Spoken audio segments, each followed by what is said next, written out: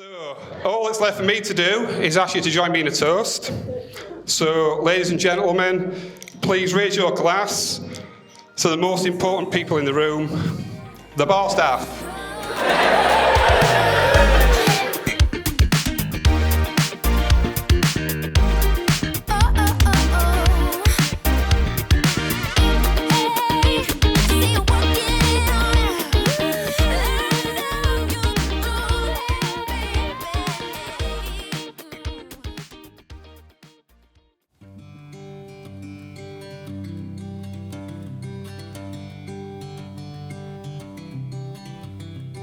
I want to thank you all for coming.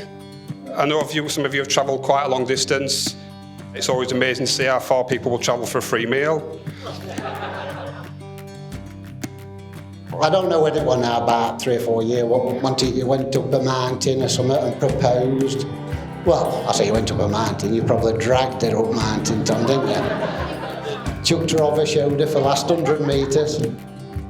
So this wedding's been some time in the making. It took John probably about 400 miles of covering every square inch of Mallorca trying to find a place that was suitable, and then they ended up finding one on the doorstep. She come back, obviously, dead excited, buzzing. Wedding this, Dad, wedding that, for a couple of days, really smiling. And then she sort of like, after 2 or 3 days, she looked at me, Dad, you've got to do a speech. You'll have to do a speech, won't you? I still remember to this day the first time we met. It's not your normal love story, I guess, because we actually didn't like each other at all. Can I just say there's a common denominator here, because I also met Nikita in a pub. In fact... It all changed on our next night out. I was waiting for my drink at the bar, and along comes Tom, and for some reason I just decided to grab him, kiss him, walk off and pretend like nothing happened. The next day I had a message from him saying, we're going on a date, and the rest is history after that. Good afternoon, ladies and gentlemen. I bid you a very warm welcome to Ringwood Hall Hotel, where today, surrounded by their family and friends, Thomas and Nikita are going to be making their commitment to each other.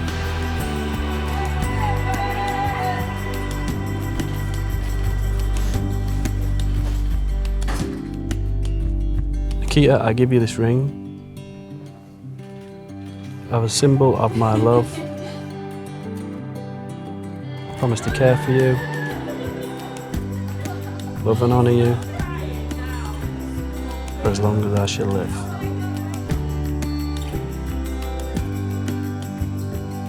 Tom, I give you this ring as a symbol of my love. I promise to care for you, love and honour you for as long as I live.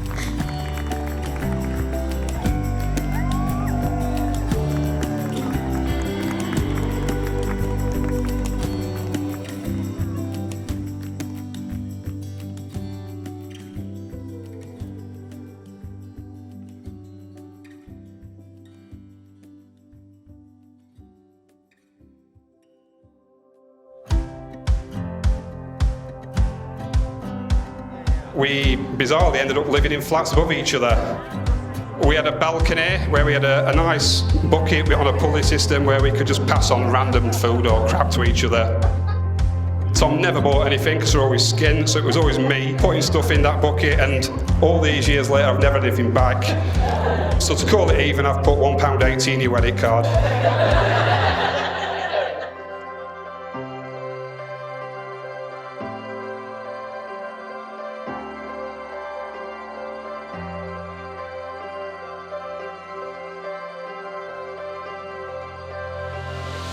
We've watched you go from a party girl to a mum and now to a wife, but you'll always be our youth.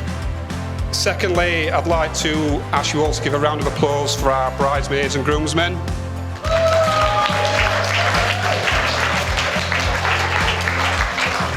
They all look amazing. I would name them all, but it's like trying to name the 7 dwarfs. There's just too many of them. No, they've just been a couple for many years, and this is just the final seal, isn't it? I'd like to say, as most father of the brides now, you'd say, well, look, you know, I'm losing a daughter, and, you know, shed a few tears, and they're going to go off to a new life.